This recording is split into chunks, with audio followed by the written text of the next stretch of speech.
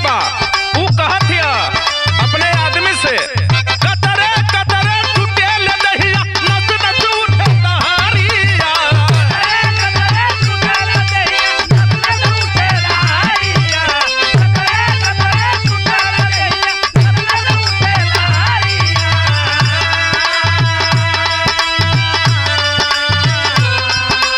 कतरे कतरे टूटे ले दहिया नस नस उठे दहारिया दाबुदा कमरिया सैया दाबुदा कमरिया दाबुदा या सैया दाबुदा कमरिया दाबुदा या सैया दाबुदा आजा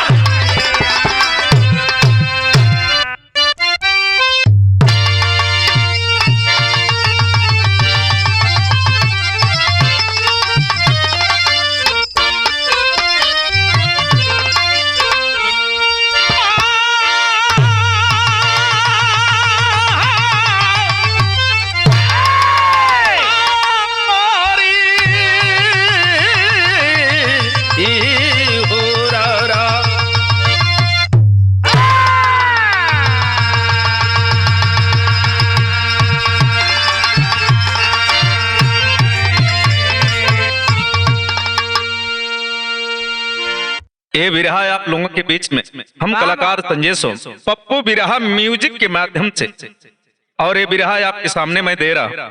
आशा नहीं पूर्ण विश्वास है और बहुत कलाकार घटना गाते हैं, लेकिन मैं एक अलग तरह का घटना लेकर के बिरहा के माध्यम से आपके सामने और आपके बीच में आ रहा हूँ। आशा नहीं पूर्ण विश्वास है कि आप अगले बिरहा में भी मोहब्बत प्यार दिए और इस बार भी मिलेगा। भूमिका में भाव लगल भैया हम तनियावत धीरज भैया।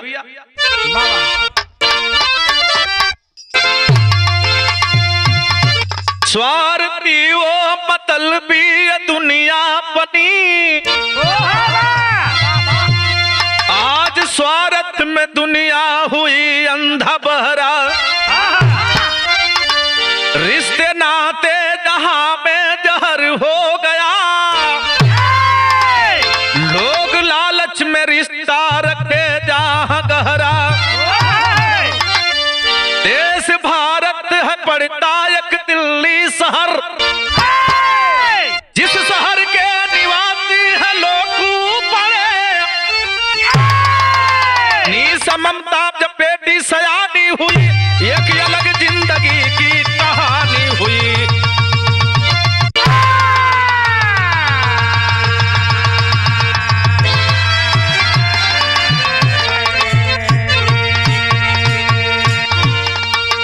भारत की राजधानी दिल्ली है। दिल्ली के अंतर्गत मेरे साथियों एक व्यक्ति, जिस व्यक्ति का नाम है लोकू पांडे, उनके पास दो बेटी, एक रानी और एक ममता। वाह भाई वाह। लोग प्यार से कभी निशा भी कहा करते थे छोटी बेटी। तो भैया हो दो ठे बेटी हैं, आज जवानी के दहलीज पर जब कदम रख ली, वाह भाई वाह, आखिर परिवार खुशहाल है। एक भाई है, भाई को पा करके आखिरकार मतारी बाप को पा करके दोनों बिटिया खुद से मन लगा के पढ़त लिखत नहीं, समय कटत है। भैया हमार गजल का अंदाज लगल, कितना बढ़िया गजल है। आवा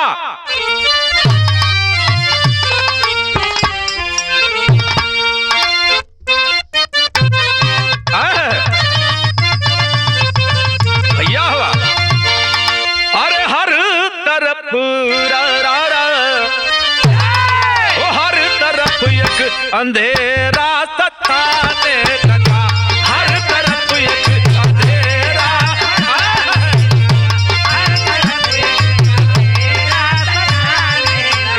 रुख पे जुल्फों का दीवार मत कीजिए,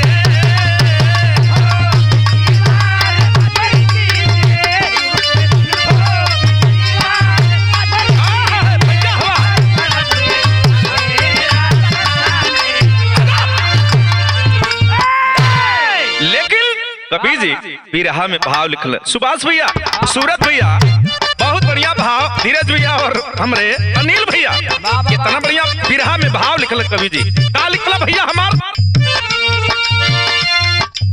उहे संकेत कबीर जी लिखल, का लिखला, जुग जमाना के देख के, ओ आज कल जुग हो, कल जुग रा रा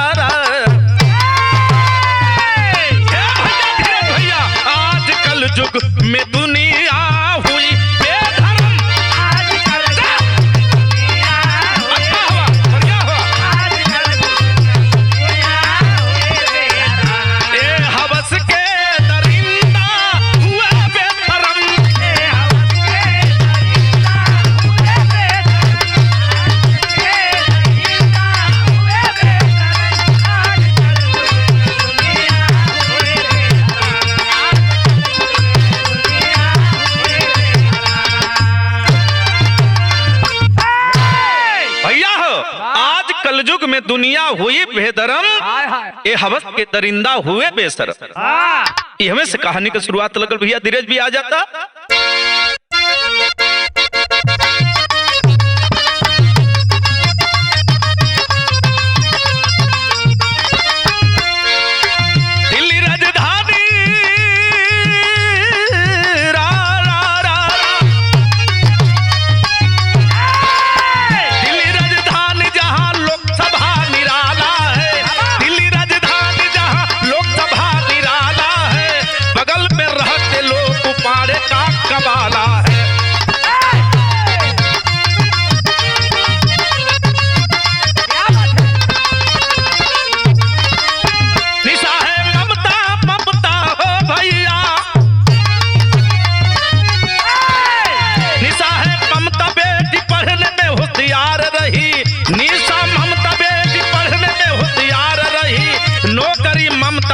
खुश हुआ परिवार सही।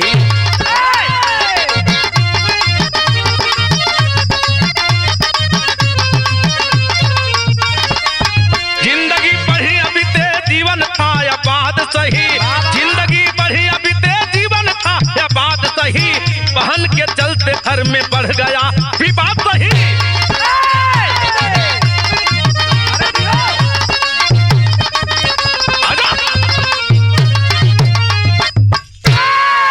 भैया हो ये देखें, एक बेटी, जिस बेटी का नाम निशा और दूसर की बेटी ममता।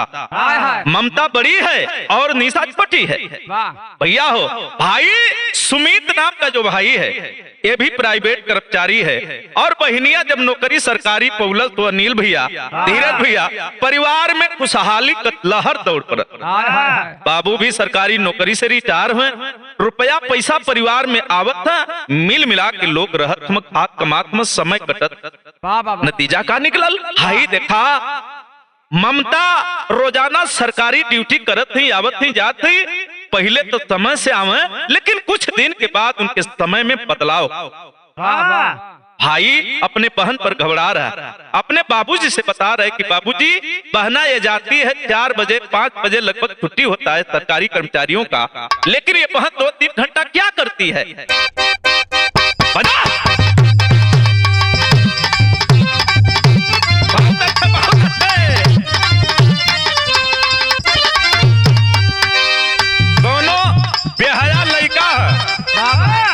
और रस दिख जात तो लड़की है, लड़किया के जब बेहवा लड़कवा देखलस तो करे दिल पर जैसे जना धड़ धड़ मसरीगंज के गोली चलत बा।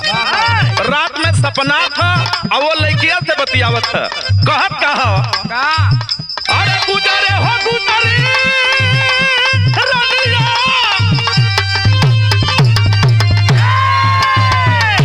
वो कहा था अरे गुजरे ले बाजारे से जब की गुजरिया अरे के ना चोरे से, अरे गुजरे ले बाजारे से जब की गुजरिया अरे के ना चोरे, अरे गुजरिया अरे के ना चोरे, अरे गुजरे ले बाजारे से जब की गुजरिया अरे के ना चोरे से, अरे एक ही वकील बाटे सीना के भितरिया, एक ही वकील बाटे सीना के भितरिया, उहो लगल बा तोरे से, एक ही वकील बाटे सीना के भितरिया,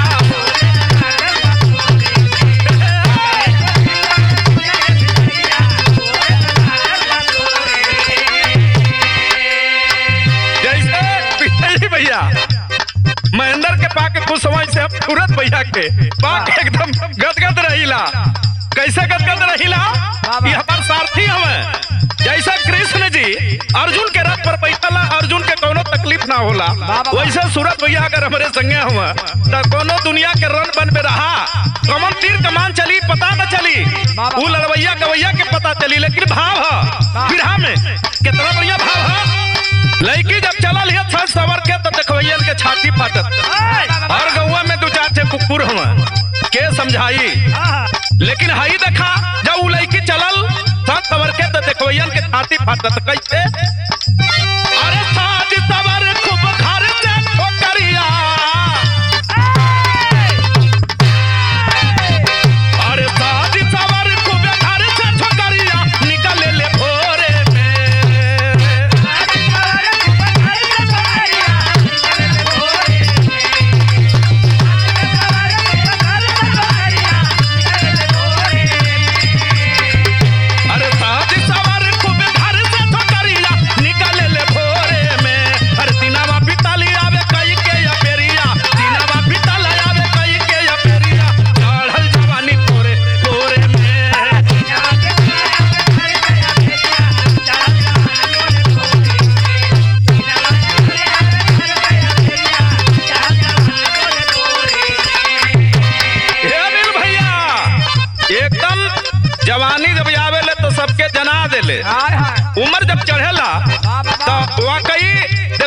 के धरवहिया लगेला। बहुत सुंदर लड़की है, चेहरा भी सुंदर है, रुपया पैसा भी कमा रही है। लेकिन यह देखा वो जवने ऑफिसिया में नौकरी करती है उससे बड़ा कर अधिकारी है। आखिरकार एक दिन जब देखा अधिकारी इस लड़की को तो इस लड़की पर फिदा हो गया। अरे लड़की इधर आ। जब ये लड़की गई है तो देखा वो करता क्या है। अरे बोस घुमा के मारा एक दिन नजरिया हो।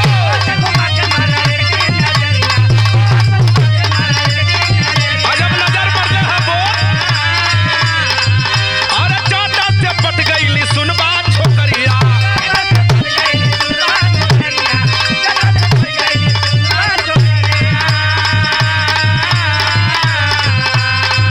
अरे साँझ सवेरे लेके घुमेला सहरिया।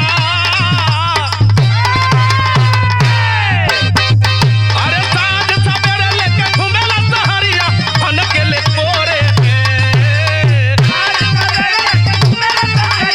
फन के ले कोरे में। फन के ले। अरे साँझ सवेरे लेके घुमेला बजरिया फन के दा कोरे में। अरे तीनवा पिटली आवे कई के अपेरिया। तीनवा पिटली आवे कई के अपेरिया।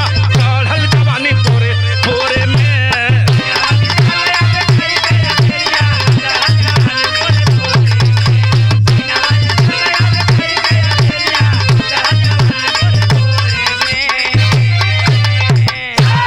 भैया हो बॉस उस लड़की को फंसा लेता है अपने जाल में फंसा करके। अब भैया जब छुट्टी मिले, सरकारी दोनों कर्मचारी हमें, और जब छुट्टी मिले तो दोनों देखा छुट्टी मिलने के बाद 1-2 घंटा ऐसो आराम करे। एक दिन बाजार में हमें और सुमित का साथी एक है वो वीडियो बना लिया और वीडियो बना करके सुमित को भेजा है। भैया हो ममता के भाई सुमित को जब भेजा है तो भाई देख करके बौखला गया। बाबूजी से जाके कहना बाबू बहिना का आदत खराब होती है, अब एक काम करा कर बियाह कैदा। लेकिन जब ममता घर पे आई है बाबू कहीं डांटत हुआ कहीं माई डांटत। बिटिया रानी घर का आप इज्जत हो, ऐसे मर्यादा लुटेबू तो सब कुछ मटिया मेट हो जाए रे पगली। दुनिया में सबसे बड़ा धन है तो चरित्र है बेटा, ऐसा गलती मत करा तो कि का कमी है।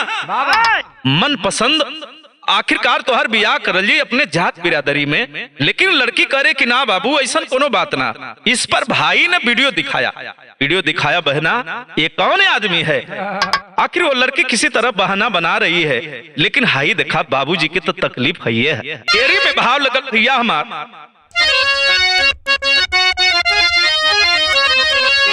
अरे इज्जतिया जन लुटावा पिटिया, कोई इज्जतिया जन लुटावा पिटिया, न त बनल बनावल सब हो जाई पटिया। बाबू पजरे बैठा के समझावत हो बेटा मर्यादा से बड़ धन्य धरती कुछ कहिए ना। एगो तर्ज लगल बाबू कहत का हुआ भैया हमारा आवत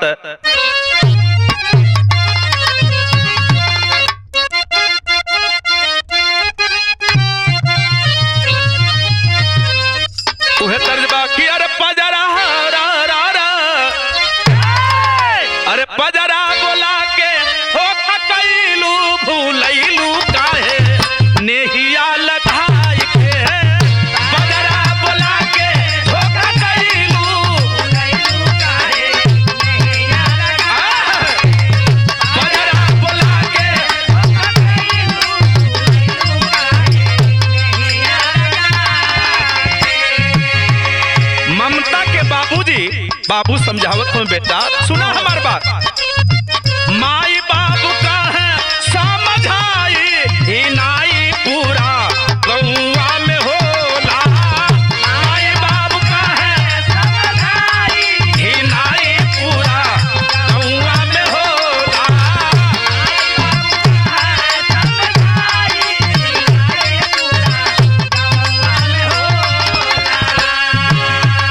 बहुते चला तो हर लोला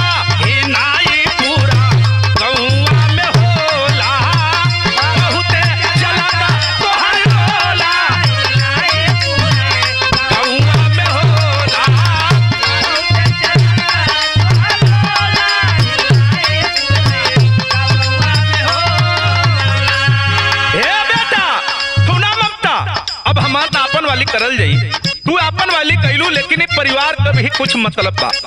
हमन तो के पैदा कैले ही जा माई बाबू कहतमा अगर पैदा कैले ही जा तो हमन कभी अधिकार है का अधिकार है सुना 10 दिन बाद तोहर बड़ुए छगैया 10 दिन बाद तोहर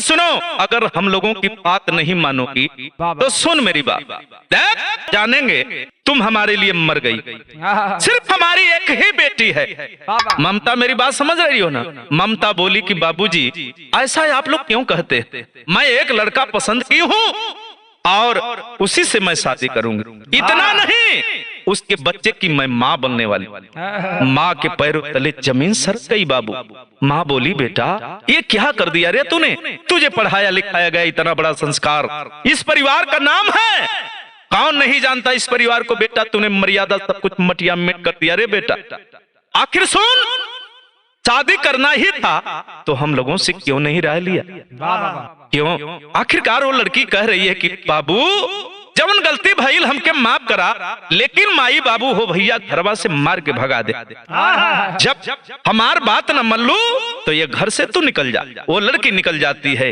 मेरे साथ ही निकल जाती है और गई कहां अपने यार प्रेमी के पास गई है अमित के पास जाकर कहती है आप तो वादा किए संग में जीने और मरने का अब वो समय आ गया अमित कहता है रे पागल हो गई तेरे जैसे लड़की को मैं रखूंगा तू अपना शकल जाकर पहले आने में तो देख वो भी मार के भगा दिया अब तो जिंदगियां नरक हो गई हो भैया बेचारी करे तो करे क्या लाचार है रुपया है पैसा है लेकिन किसी का साथ नहीं लाचार है परेशान है आखिरकार जब फोन उठाती है रो रही है तड़प रही है करूं तो करूं क्या किसके यहाँ जाऊं थाना के पास जाऊं आखिर कोई कोर्ट कचहरी में जाऊं लेकिन नहीं इससे पहले अपने पास एक सहेली है रीना को फोन लगाती है फोन लगाकर रो रही है कह रही है पापड़ में भाव लगल भैया हमार अरे पूछे रीना रोवल का करनवा ममता बोलना अरे पूछे रीना रोवल का करनवा ममता बोलना अरे पहले जल्दी आवा तोरी भावनवा ममता बोलना पहले जल्दी आवा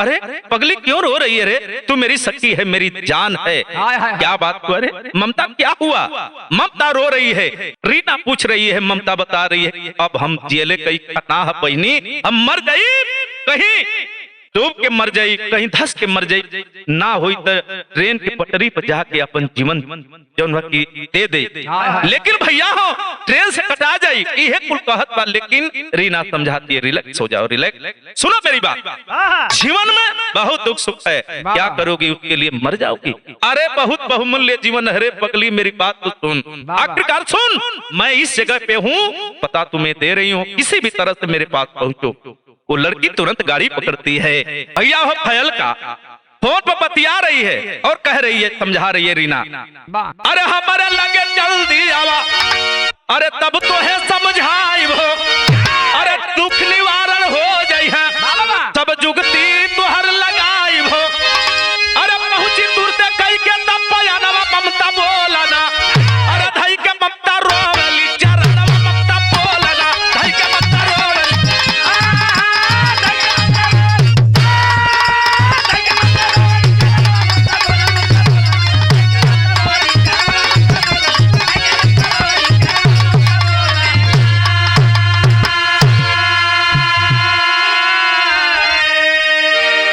रीना के पास जब ममता पहुंचती है, बहना अरे मुझे जहर ला दे रे बहना, अब मुझे जीने की इच्छा नहीं। सारी बात बताती है, मेरे ही ऊपर एक अधिकारी है, मैंने उससे गलती करके मोहब्बत कर लिया, लेकिन मैंने तो समझा कि उसकी शादी नहीं हुई है, उसके बाल बच्चे नहीं है, लेकिन बाद में पता चला कि उसके बीवी बच्चे सब है।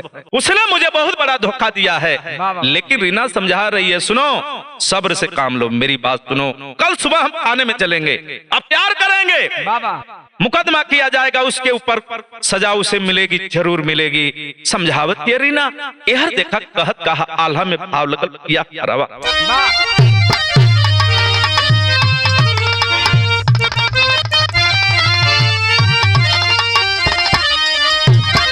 कि सबरा धरावे रीना,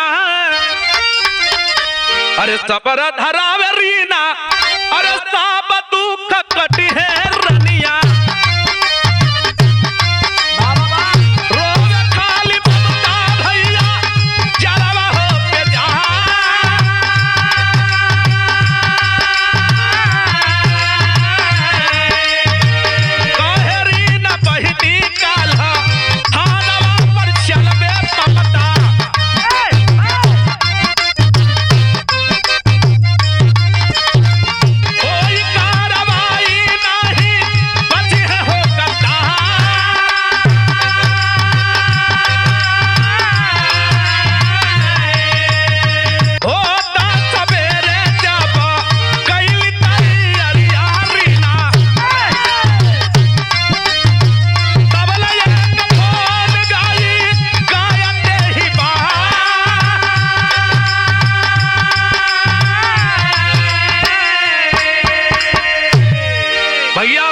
यह देखा रीना अपने सखी ममता को लेकर के थाने पर तैयारी करती है आगे बढ़ने की। तब तक भैया हो फोन आ जाता है उसके मोबाइल पर, कुछ काम बदे।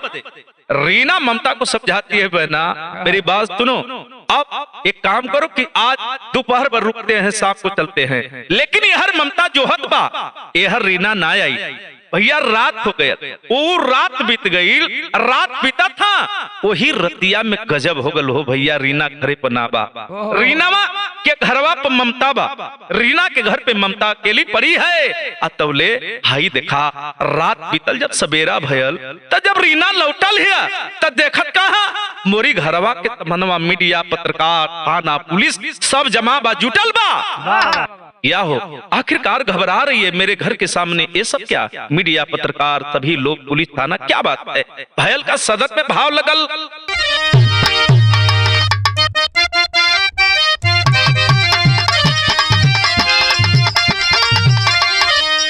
अरे यही दिन सहेली नहीं घरावा पे रहली,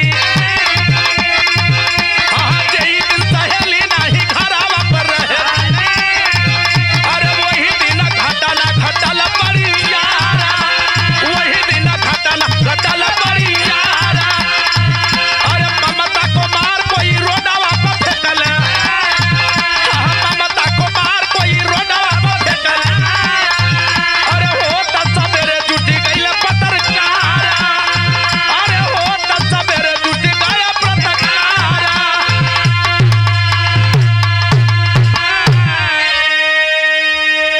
भीड़ को चीरती हुई जब अंदर गई है तो देख करके घबरा गई, बहना ममता हाथी से दबा के रोवत ये रीना, बहनी काश कर हम गल ना होती तो इतना बड़ा अंजाम ना अपने सखी के नाक खोले होती। मेरे साथियों शासन से प्रशासन तो यही कह रही है कि ये किसने कर दिया? शासन प्रशासन कह रहे हैं कि आप कौन? बता रही है कि मैं रीना, मेरा नाम है, मेरी बचपन की सहेली है ममता, ये भी सरकारी नौकरी करती है, मैं भी करती हूँ, लेकिन आखिरकार ये पीड़ित थी, परेशान थी, दुखित थी और मैं की मदद करने वाली थी। कल मैं थाने पर जाने वाली थी, जब ही मैंने तैयारी किया तब तक किसी काम से मैंने साहब चली गई, घर पे ममता थी अकेली, लेकिन कौन इसका मदद कर दिया? शासन प्रशासन के लोग पता लगावत हुए, आखिर एमए केकर दोस्त भैया हो, सबका फोन नंबर निकाल के आखिरकार फोन नंबर के द्वारा पता लगावल जात बा, जांच बैठावल जात बा, लेकिन कोनो सुराग ना मिलत बा, कार्रवाई जारी बा, लेकिन हालात का बड़ी लाइन में भाव लगल भैया हमारा बता।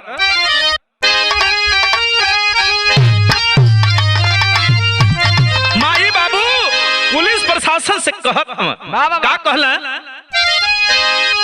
अरे के बा दोस्ती, अरे के बा दोस्ती एमे उहो पकड़ाई कैसे, माई बाबूरो में दुखवा सहाई कैसे, माई बाबूरो में दुखवा।